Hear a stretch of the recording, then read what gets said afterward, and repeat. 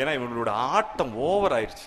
சேலத்துல பாத்தீங்கன்னா ஒரு மாநாடுங்கிற பேர்ல எவ்வளவு பெரிய ஒரு அட்ராசிட்டி பண்ணிருக்காங்க. இளைஞரணி மாநாடு சேலத்துல, இளைஞரணி மாநாடு. அந்த மாநாட்டை பத்தி எல்லாம் பேசினாலே வாய் கூசுது. கவிதையா வேணா, ஏதாவது ஒரு சின்ன கவிதையா வேணா நம்ம சொல்லலாம்.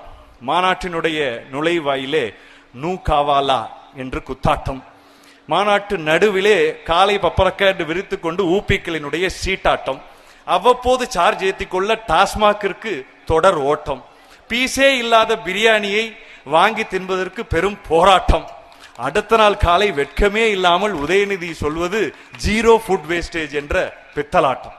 இப்படி ஒரே ஆட்டம், ஓவர் ஆட்டம். காலையில என்ன சொல்ற உதயநிதி அவர்கள், ஃபுட்டே வேஸ்ட் ஆகலைங்க, பூரா பிரியாணியை தரையில தூக்கி கொட்டிட்டு போயிட்டே இருக்காங்க.